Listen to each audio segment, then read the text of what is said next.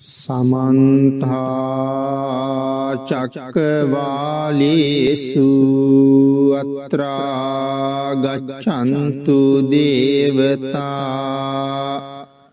सद्धम्मं मुनिराजस्य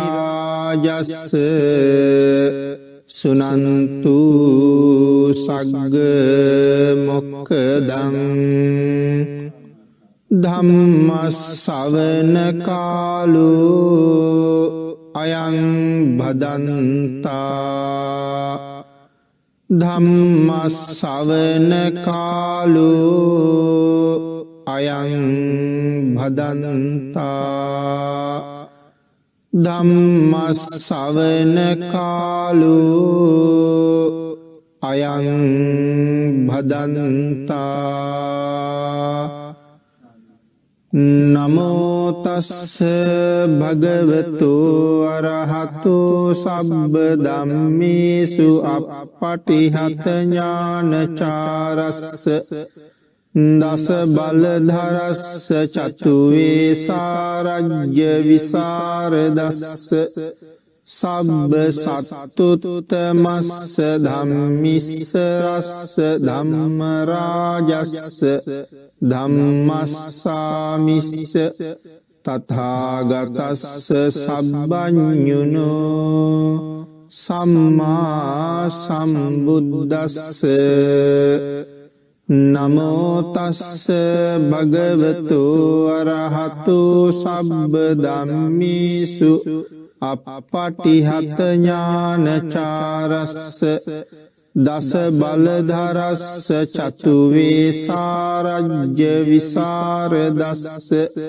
සබ්බ සත්තුතමස්ස ධම්මිස්ස රස්ස ධම්ම රාජස්ස ධම්මස්සාමිස්ස තථාගතස්ස සබ්බඤුනෝ සම්මා සම්බුද්දස්ස නමෝ තස්ස භගවතු අරහතු සබ්බ ධම්මේසු අප්පටිහත ඥානචාරස්ස දස බලධරස්ස චතුවේ සාරජ්‍ය විසරදස්ස සබ්බ සත්තුතමස්ස ධම්මිස්ස රස්ස ධම්ම රාජස්ස ධම්මස්සාමිස්ස තථාගතස්ස සබ්බඤුනෝ සම්මා සම්බුද්දස්ස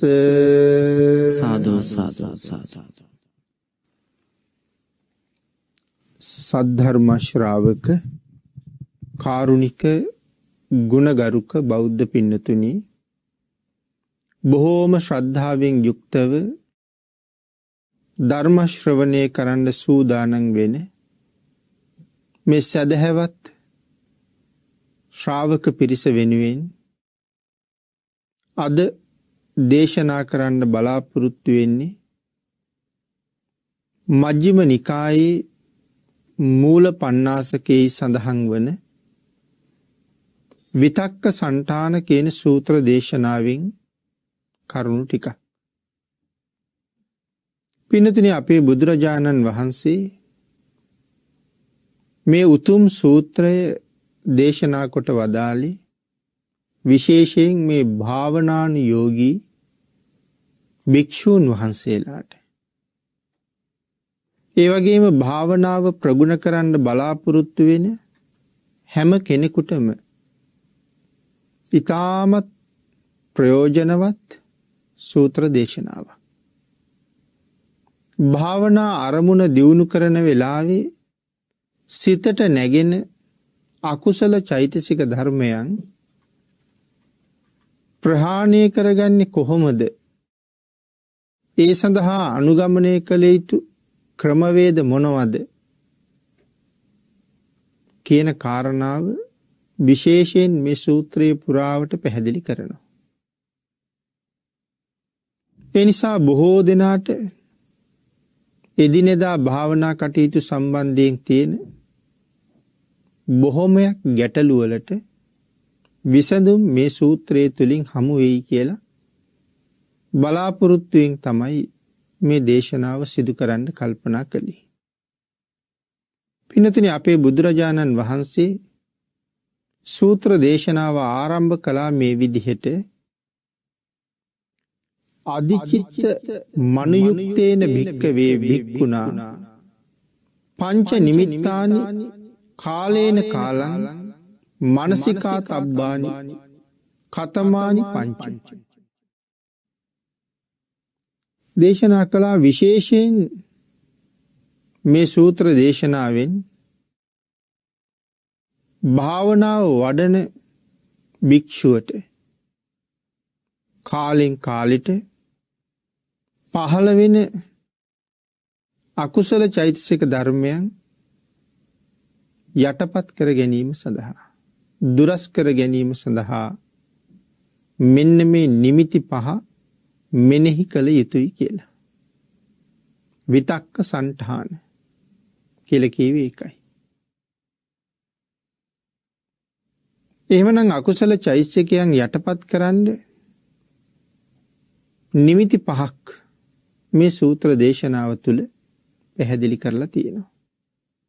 අපි ක්‍රමානුකූලව සූත්‍රයත් අට කතාවත් එකතු කරගෙන මේ සූත්‍ර දේශනාව සාකච්ඡා කරමු. නිමිති පහ විශේෂයෙන් විස්තර කරමි.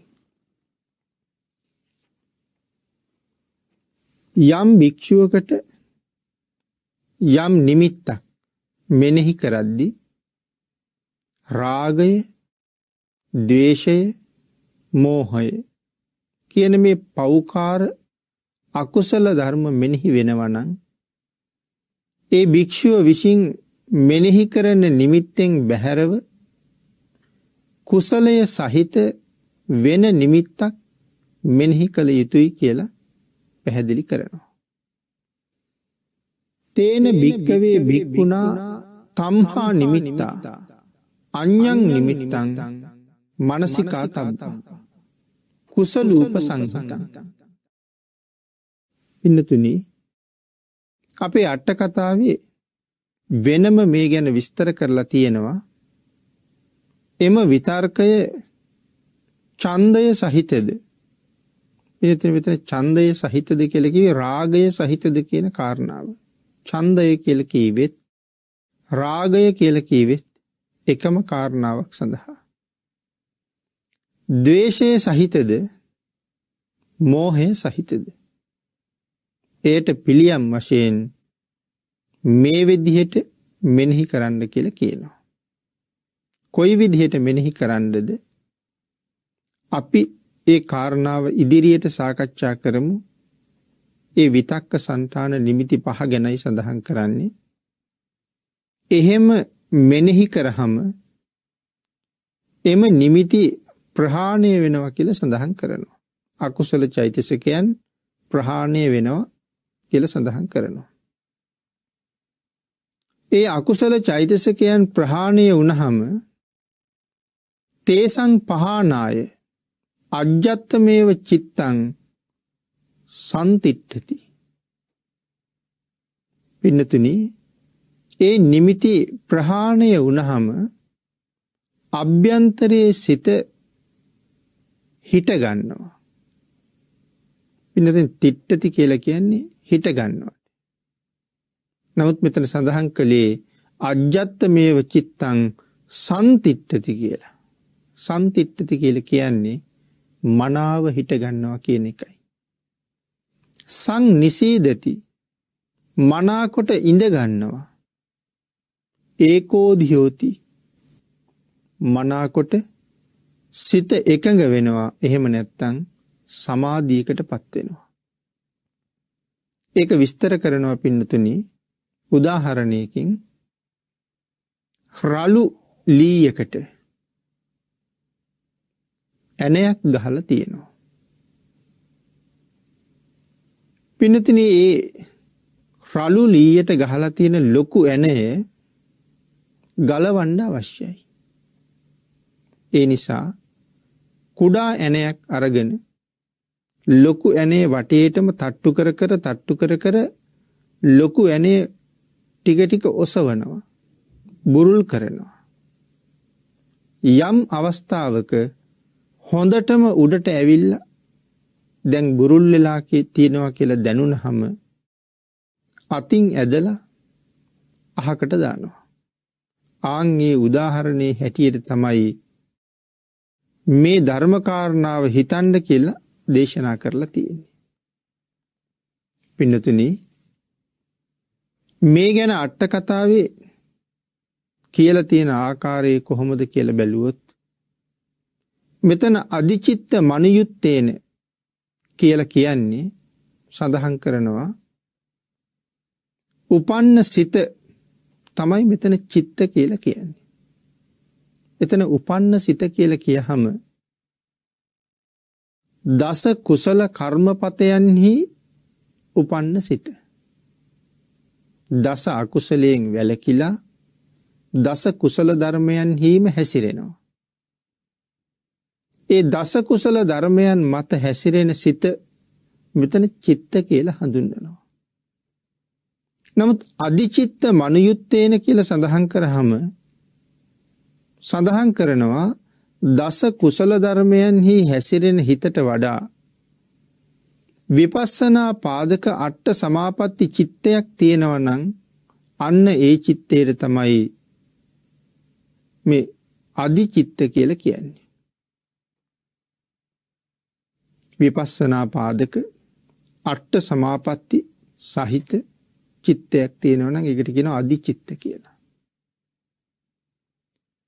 පින්නතුනි, මෙතන පැහැදිලි කරලා තියෙනවා යම් භික්ෂුවක් පිණ්ඩපාතයේ සඳහා වැඩම කරලා පිඬු සිඟාගෙන දන් වළඳලා දත් මැදලා මුඛය පිරිසිදු කරගෙන නිසීදනයත් අරගෙන එක්තරා රුක්ෂ මූලයකට වන ලැබකට හෝ පර්වත පාදයකට එහෙම නැත්නම් ගල් ගුහාවකට ශ්‍රමණ ධර්මයේ කරන්නෙමි කියලා නික්මෙනවා. ආන්ගේ නික්මෙන වෙලාවෙත් එතන ඉඳලා සුදුසු තැනකට ගමන් කරලා ඒ සුදුසු තැන පිරිසිදු කරගන්න වෙලාවෙත් අධිචිත්ත මනුයුක්ත කියලාම කියන්න පුළුවන් කියලා සඳහන් කරනවා. මොකද පින්නතුනි, භාවනා කරන අදහසින් තමයි යන්නේ. ඒ නිසා අධිචිත්තයි කියලා කියනවා.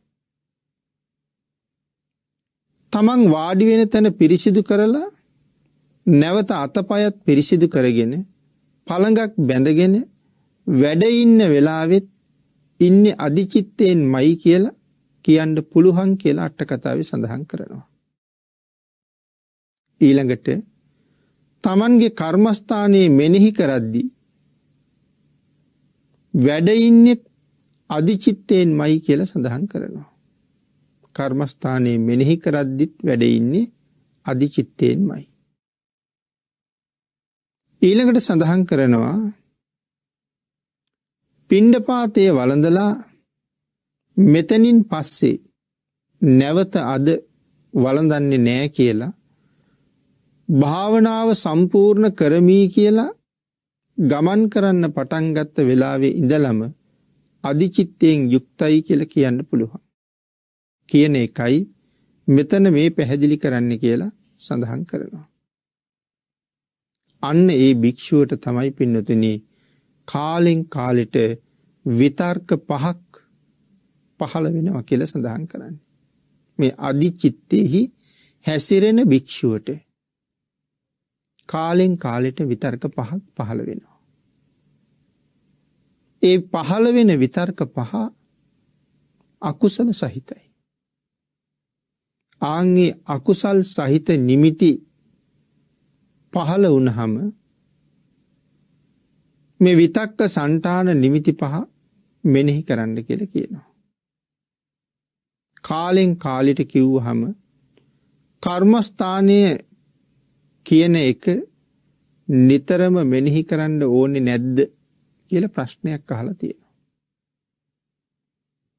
පින්නතුනි, එහෙම සඳහන් කළේ මේ අධිචිත්තයක් තියෙන භික්ෂුව මේ නිමිති පහ බලන්න ඕනේ කියන්නේ කර්මස්ථානයෙන් අහකට එන්න ඕනේ කියන එකද?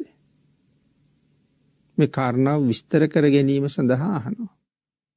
අධිචිත්තයක් තියෙන භික්ෂුව මේ නිමිති පහ බලන්න ඕන කාලෙන් කාලෙට මේ නිමිති පහ බලන්න ඕන කියලා කියන්නේ කර්මස්ථානයෙන් අහකට එන්න ඕනේද? ඒ නිමිති පහ බලන්න කියලා අහනවා. ඒ කරුණ ඊට පස්සේ විස්තර කරලා තියෙනවා පාලියෙහි කර්මස්ථාන 38කට බෙදලා තියෙනවා. සමත කර්මස්ථාන 38ක් තියෙනවා. නමුත් අපි පින්නතුන්ට අහලා පුරුදු ඇති විසුද්ධි මාර්ගයේ එහෙම සම 40 කර්මස්ථාන ගැන කර්මස්ථාන 40ක් පිළිබඳව පැහැදිලි කරනවා සමත කර්මස්ථාන. මෙතන සඳහන් කරනවා එහෙම සඳහන් කළත් වරදක් නෑ කියලා. නමුත් මේ සූත්‍රයේ මෙතන සඳහන් කරලා තියෙන්නේ කරුණු 38ක් කියන කාරණාව. ඒ නිසා එහෙම සඳහන් කරන්නට යෙදුනේ එයින් තමන්ට කැමති කර්මස්ථානයක් අරගෙන ගිහිල්ලා ඒ කර්මස්ථානයේ මෙනෙහි කරනකොට කෙලෙස් උපක්ඛිලේශ ඇති වෙන්නේ නැත්තම් මේ නිමිති පහ අවශ්‍ය නැහැ කියලා සඳහන් කරනවා. පින්තුනි තමන් භාවනාවට යොදාගත් කර්මස්ථානයේ අරගෙන භාවනාවට වාඩි වෙලා භාවනාවේ යෙදෙන වෙලාවේ මෙන්න මේ අකුසල චෛතසිකයන් හිතට එන්නේ නැත්තම් මේ විතක්ක සන්තාන සූත්‍රයේ සඳහන් කරන නිමිති පහ මෙනෙහි කරන්න අවශ්‍යතාවයක් නැහැ. මේ නිමිති පහ භාග්‍යතුන් වහන්සේ දේශනා කරලා තියෙන්නේ යම් අකුසල විතර්කයක් හිතට එළඹුණොත් ඒ අකුසල විතර්කයෙන් ගැලවීම සඳහා ඉවත් වීම සඳහා ක්‍රමානුකූලව මේ නිමිති පහ මෙනෙහි කරන්න කියලා.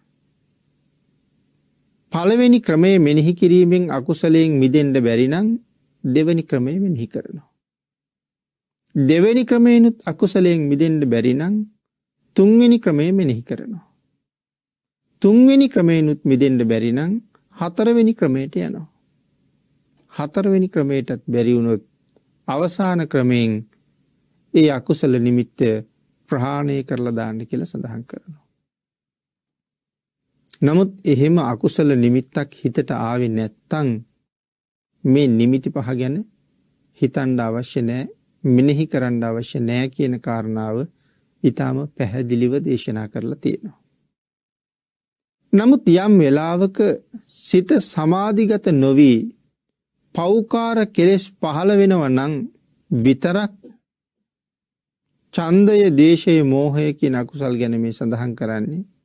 අන්න ඒ වෙලාවට තමයි මේ විතක්ක සන්තාන නිමිති පහ මෙනෙහි කරන්න ඕනේ කියන කාරණාව සිහිපත් කරනවා. ඊළඟට පින්නතුනි මෙතන මේ චන්දූප සංහිතානි කියලා වචනයක් සඳහන් කරලා තියෙනවා.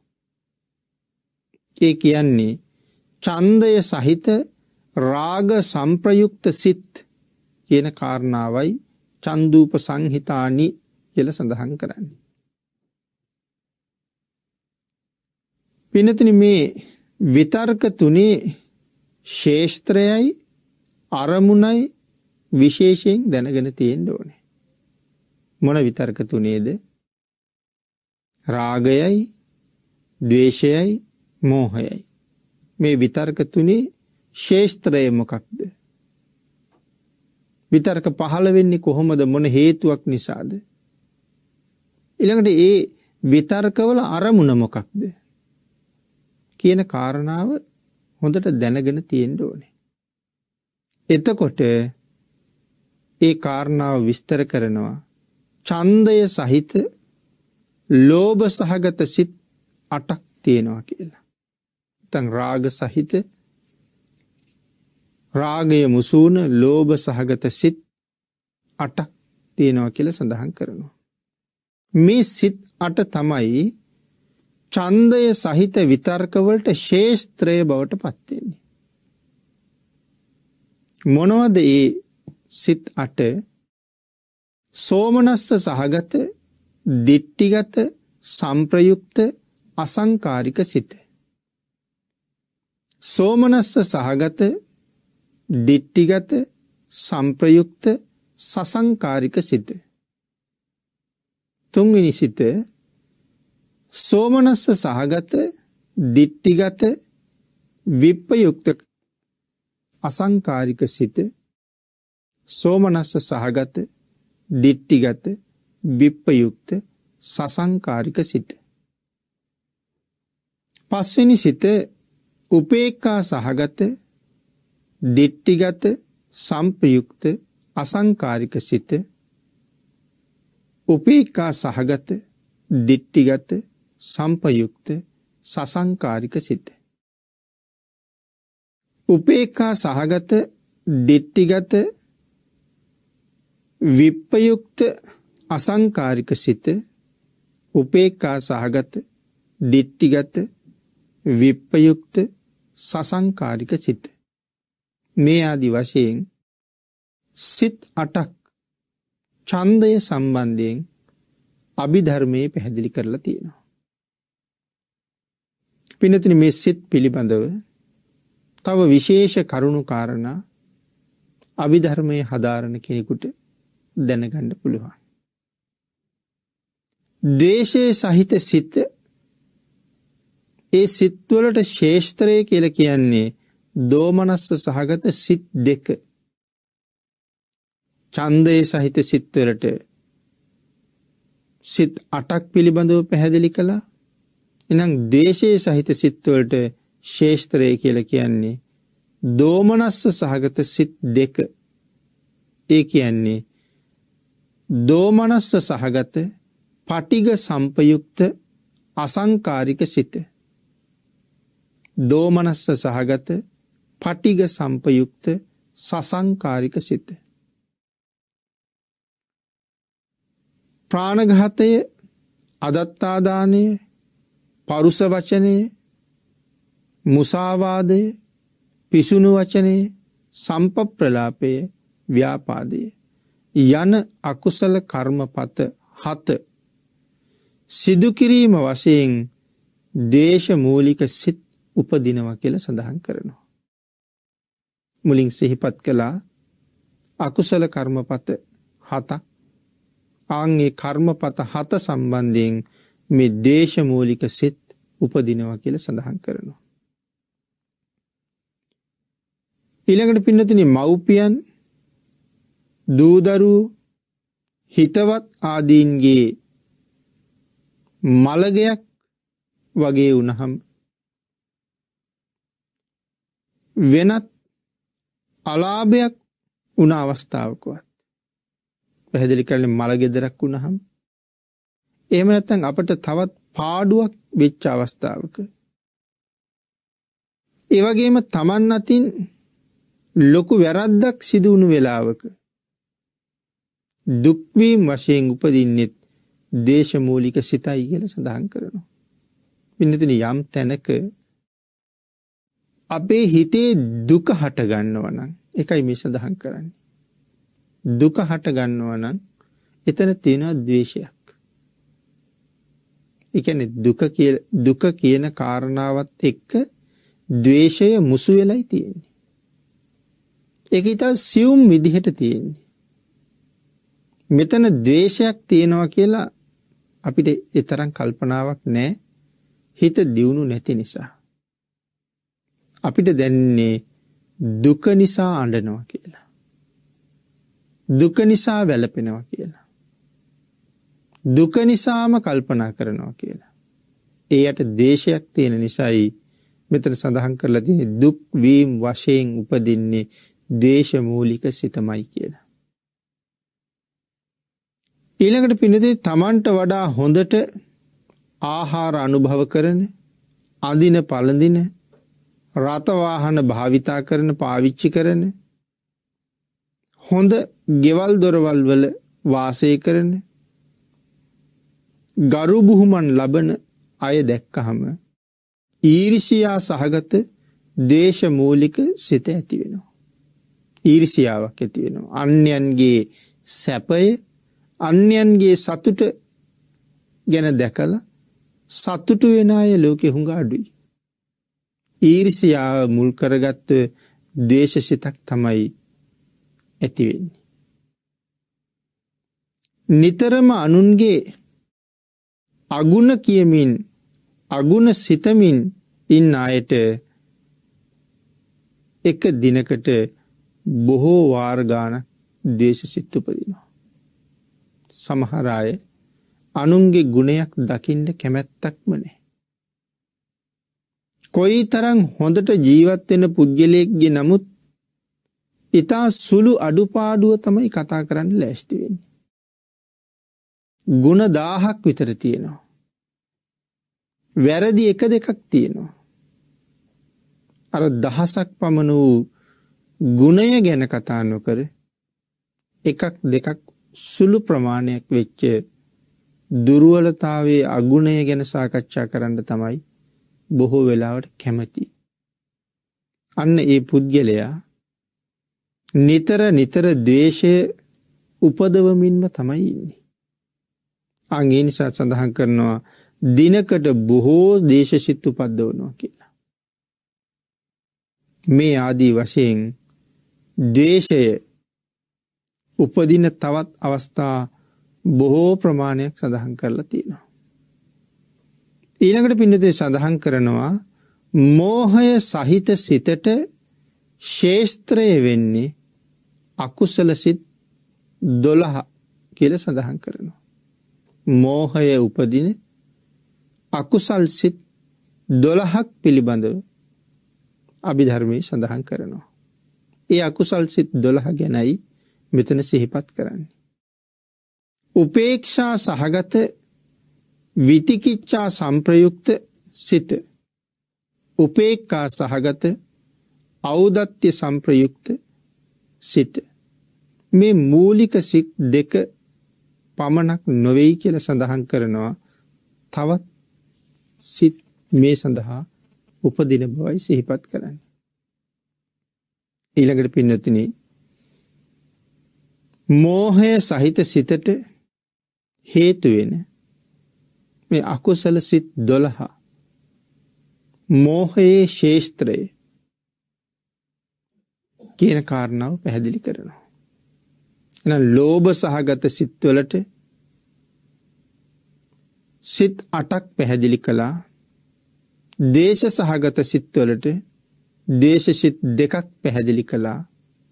මෝහ සහගත සිත් වලට අකුසල සිත් 12ක් තියෙන බව සිහිපත් කළා. ආරම්මණය කියලා වචනයක් මෙතන සඳහන් කරනවා. ඒ වචනේ තේරුම විටක සත්වයා තවත් විටක සංස්කාර අරමුණු වෙන්න පුළුවන්. ආරම්මණය සත්වයෙකුගේ තොර දේවල් තමයි පින්නතුනි මෙතන සංස්කාර කියලා කියන්නේ. අපි ඒ කාරණාව සාකච්ඡා කරමු. ඉෂ්ට අනිෂ්ට උපේක්ෂා සහගත අරමුණු සත්වයන් කෙරෙහි සංස්කාර කෙරෙහි උපදින අදහස් පිළිබඳවයි මේ සඳහන් කරන්නේ. පින්නතුනි එහෙම සිහිපත් කළේ අපි කාරණාව තවත් පැහැදිලි කළොත් මේ අට කතාවේ සඳහන් කරන කාරණාව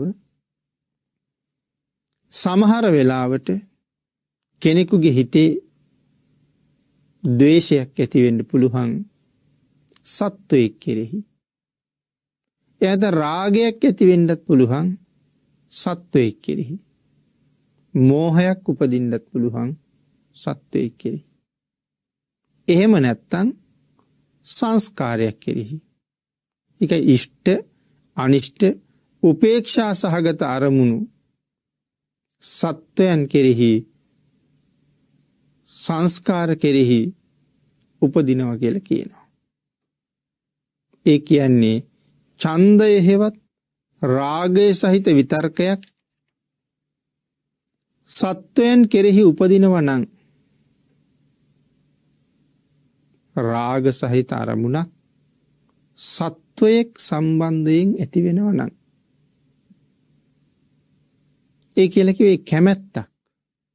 ස්ත්‍රියක් කෙරෙහි වේවා, පුරුෂයෙක් කෙරෙහි වේවා, වෙනත් සත්වයෙක් කෙරෙහි වේවා කැමැත්තක් ඇති වෙනවා නම්, රාගයක් නැත්නම් ඡන්දයක් උපදිනවා නම්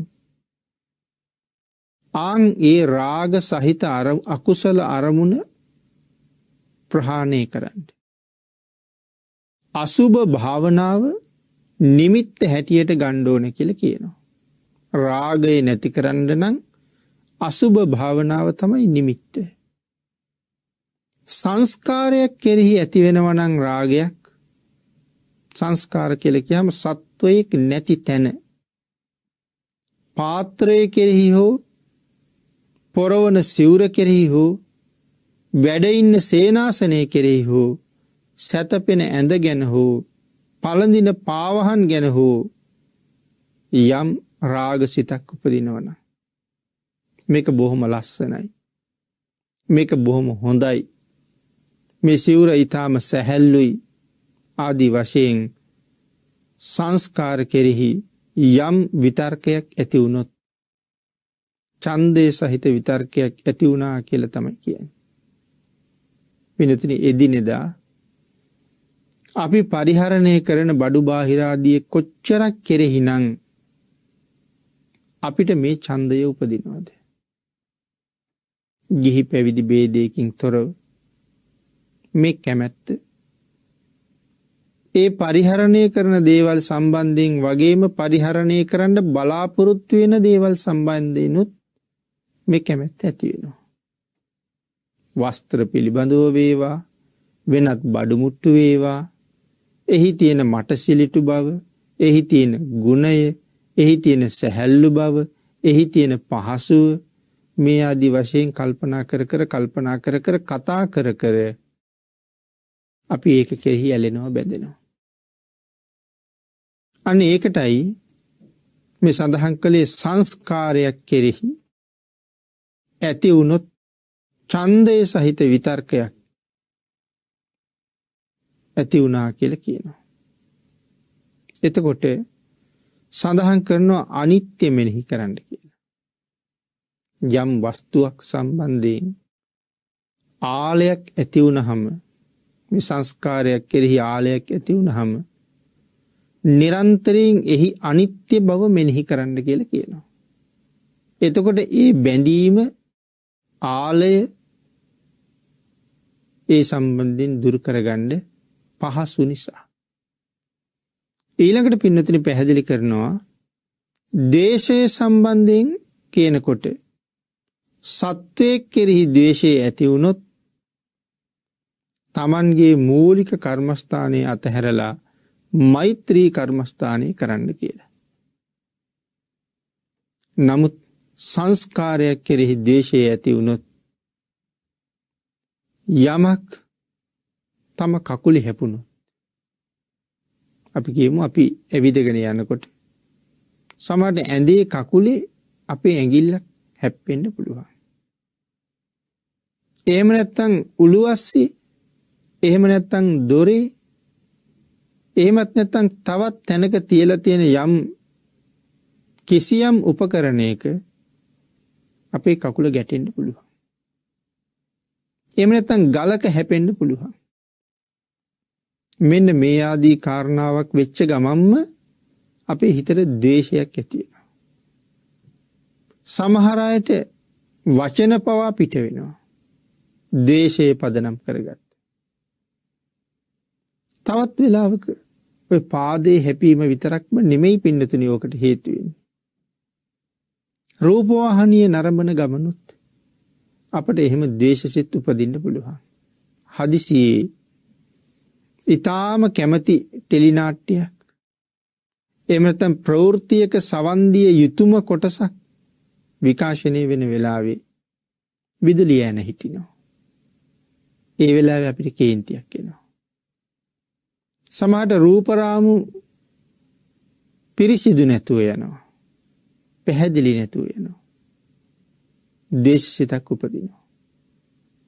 ඒ විතරක් නෙමෙයි පින්නතින් සමහර ලාවට අපි පාවිච්චි කරන දුරකථනය ක්‍රියාත්මක කරන්න බැරුව යනවා. එහෙම නැත්නම් දුරකථන සංවාදයක ඉන්නකොට ඒ හඬ පැහැදිලි නැතුව යනවා. මේ ආදී වශයෙන් අපිට ද්වේෂය උපදිනවා. මේ කරුණු ටික පදනම් කරගෙන අපේ පින්නතුන් තව බොහෝ කාරණා ගැන කල්පනා කරලා බලන්නකෝ අපිට ද්වේෂය උපදින තැන් කොච්චර තියෙනවද කියලා. ද්වේෂය නම් වූ මේ භයානක අකුසල කර්මය. සිතේ උපදින මොහොතක් ගානේ අපිට මහත් දුක් සහිත ජීවිත උරුම කරවන්න. අනාගතයේ ඊටම දුක් සහිත තත්වයට පත් කරවන්න. මේ ද්වේෂයට ලොකු හැකියාවක් තියෙනවා. ඒ නිසා ද්වේෂය කියලා කියන්නේ බරපතල අකුසල ධර්මයක්. නමුත් නිතර අපේ හිතේ මේ ද්වේෂය උපදිනවා. සඳහන් කළා ද්වේෂය ඇති වුණොත් ධාතු මනසිකාරය ගැන හිතන්න කියලා. මෙතන සත්වයක් නැහැ. ධාතුවක් පමණයි තියෙන්නේ. ධාතුවක් කියලා කියන්නේ පැවතිලා නැති වෙලා යන එකක්.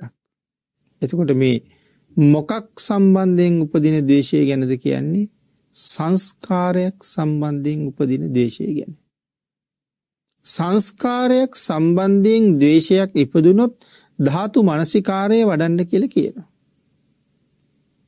නමුත් සත්වයේ කෙරෙහි ද්වේෂය ඉපදුනොත් මෛත්‍රී කර්මස්ථානයේ වඩන්න කියන කාරණාව අපි මුලින් සිහිපත් කරන්න යෙදුණා. ඊළඟට පින්නතුනි මේ සංස්කාරයක් කෙරෙහි ඇතිවෙන ද්වේෂය ගැන සිහිපත් කරන්න කියනවා. ස්ථීර නැති එකක්. මේ වස්තුව ස්ථීර නැති එකක්. නිරන්තරයෙන් අනිත්‍ය ස්වභාවයට ගමන් කරන දෙයක්. ද්වේෂය නැති කරගන්න ඕනේ.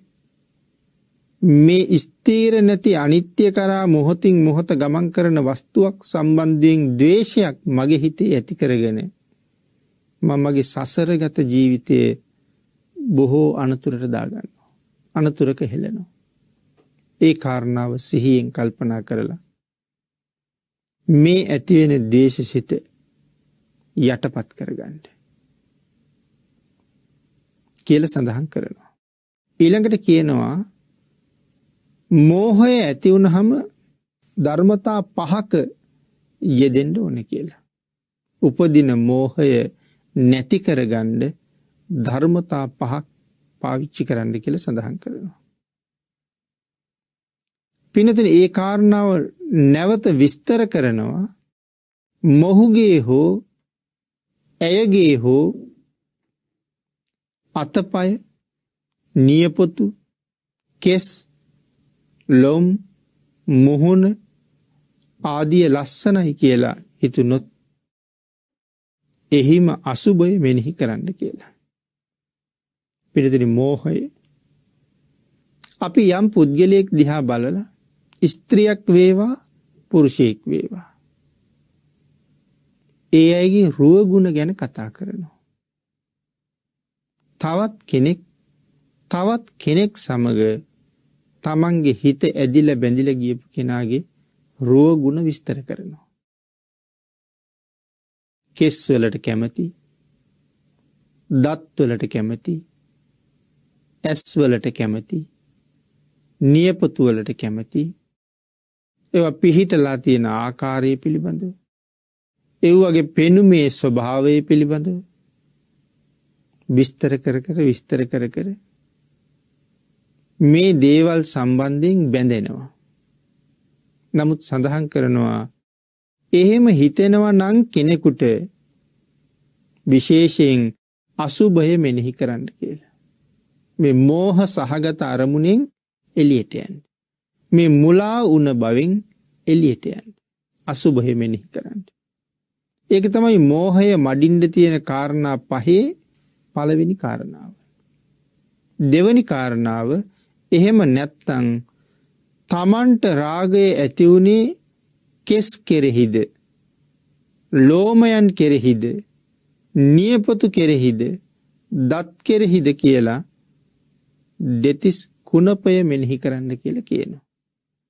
කේසා, ලෝමා, නකා, දන්තා ආදි වශයෙන් මේ දෙතිස් කුණපය මෙනෙහි කරන්න. මේ ආත්ම භාවය ඇට 300කින් ඔසවාගෙනයි ඉන්නේ. අපේ ශරීරයේ ඇටකෝටු 300කින් ඔසවාගෙනයි ඉන්නේ. නහරවැල් 900ක් ඒ ඇටකෝටු වලට බැඳිලායි තියෙන්නේ. ඒ ඇටවල මස් අලවලයි තියෙන්නේ. එයින් මේ කය නගා හිටුවලයි තියෙන්නේ. තෙත හමකින් වට කරලයි තියෙන්නේ. ඒ මත සිවියකින්ද යුක්තයි. 9ක් වූ වනමුව වලින්ද 99000ක් ලෝමකූප වලින්ද අසූචිය නිරන්තරයෙන් වැහෙනවා කියලා සිහිපත් කරනවා. කය අභ්‍යන්තරයේම කුණප වලින් පිරීලයි තියෙන්නේ. දුර්ගන්ධයි, ඊටාම පිළිකුල් සහගතයි. මෙහි කිසිම සාරයක් නම් නැහැ කියලා සත්වයේ කෙරෙහි අසුභය වඩද්දී ලෝභය නැති වෙලා යනවා කියන කාරණාව පැහැදිලි කරනවා. පින්නතුනේ මේ කාරණාව ඒ විදිහට අපූර්වට විස්තර කරනවා. යට කෝටි 300ක්, නහරවැල් 900ක් සහිතව මේ ආත්ම භාවයේ නැගිට්ටවල තියෙනවා. 99000ක් ලෝම කූප වලින් අසුචිය වැහෙනවා. ශරීරයේ ලෝම කූප 99000ක් තියෙනවා කියලා සඳහන් කරනවා. හැම රෝම ගහක් ගාවින්ම ශරීර අභ්‍යන්තර අපද්‍රව්‍ය පිට වෙනවා. ඒකයි අසුචිය වැහෙනවා කියලා කිව්වේ. මේ කය අභ්‍යන්තරයේ කුණප වලින් පිරීලයි තියෙන්නේ. දුර්ගන්ධයි, ඊටාම පිළිකුල් සහගතයි. පින්නතේ ශරීරයේ අභ්‍යන්තරයේ විවිධාකාර අපද්‍රව්‍ය වලින් පිරීලා.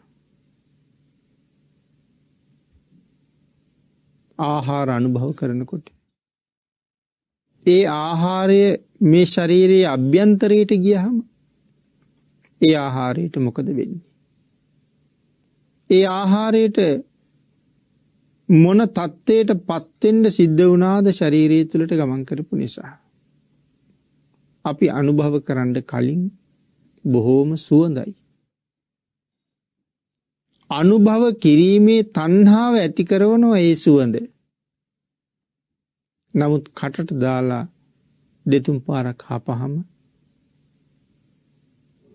පින්නතිනේ අපවිත්‍ර තත්වයට, පිළිකුල් තත්වයට පත් වෙනවා. ආහාර මාර්ගයේ දිගේ ඇතුළට ගමන් කරාම ආමාශයට ගිහිල්ලා පැසුණු නොපැසුණු ආහාරත් එක්ක එකට මිශ්‍ර වෙනවා. මිශ්‍ර වෙලා මේකත් පැහෙනවා. එහෙම පැහුණ ආහාර අන්ත්‍ර ඔස්සේ ගමන් කරලා අන්තිමට මහාන්ත්‍රයේ අග කෙරවලේ අඟල් 10ක් පමණ ප්‍රමාණයක එකතු වෙන්න පටන් ගන්නවා. පිරෙනකන් එතන එකතු වෙවි තියෙනවා. පිරුණට පස්සේ බහිශ්‍රාවය කිරීමේ අවශ්‍යතාවය ඇති වෙනවා. සමහර වෙලාවට පැය 24ක් විතර මේ මෙතෙන්ට වෙලා ආහාර රැස් වෙලා තියෙනවා. සමහර අයගේ ඊටත් වඩා තියෙනවා. සමහර අයට බහිශ්‍රාවී අපහසුතාව නිසා දවස් 2-3 තියෙනවා. පරම දුර්ගන්ධ තත්ත්වයට පත් වෙනවා. අනේ ආහාරය යම් මොහොතක අපි බහිශ්‍රාවය කරන තුරුම ඔසවගෙන ඉන්නවා. ඒ ඔසවගෙනම අපි හැම තැනම යනවා. මල කියලා කියනවා අපි ඒකට. මුත්‍ර කියලාත් කියනවා. ඒට නෙමෙයි මලක් තියෙනවා ශරීරේ, තව පැත්තක මුත්‍රාත් තියෙනවා. එතකොට වැසිකිලි කැසිකිලි කියලා අපි කියනවා. මල පහ කරන තැනට වැසිකිලිය කියලා කියනවා. මූත්‍රා බැහැර කරන තැනට කැසිකිලිය කියලා කියනවා. එතකොට වැසිකිලි වලක එකතු වෙනවා මල පහ. මුත්‍රාත් බැහැර කරන තැන්වල එකතු වෙනවා. නමුත් පුද්ගලයා යම් තැනක ඇවිදිනවා කියලා කියන්නේ මලත් අරගෙන මුත්‍රාත් අරගෙන තමයි යන්නේ. හරියට නිකන් ඇවිදින වැසිකිලියක් වගේ. ශරීර අභ්‍යන්තරයේ තව මේ බඩවැල්, වකුගඩු, මේ අක්මාව, පිත්තාශය, ලේ, සෙම, සැරව මේ නොයෙක් දේවල් වලින් පිරීලා. මේ එකක්වත් බාහිරට ගත්තොත් අත්ලට ගන්න තරම් ප්‍රියමනාප බවක් නැති දේවල්. ඊටාම අප්‍රසන්නයි දැක්කහම. පිළිකුල් සහගතයි. එහෙම දේවල් වලින් මේ කය පිරීලා තියෙන්නේ. හරියට නිකන් අසූචි පුරවපු කලගෙඩියක් වගේ. මේ හැමට ඇතුලෙන් යමක් තියෙනවද? ඒ කිසි දෙයකට පින්නතුනේ අපි කැමති නැහැ. හැම කියලා කීවත් මහ ලොකු අඟල් භාගයක්, අඟල් කාලක්, ඒ ප්‍රමාණයක්වත් අපේ හැම නැහැ. යන්තම් නූලක් කමාරක් පමණ තියෙන හැම. එයින් අභ්‍යන්තරයේ තියෙන කිසිම දෙයකට අපේ කැමැත්තක් නැහැ. නමුත් මේ ඇටකෝටු 300කින් නගා හිටවලා තියෙන ශරීරය, නහරවැල් 900කින් ඇටවලට බැඳිලා තියෙන මේ ශරීරය තෙත සහිත අමු හැමකින් වහලා තියෙනවා. මේ පිටපැත්තේ තියෙන හැම දිහා බලාගෙන සුබයි සැපයි කියලා අපි කතා කරනවා.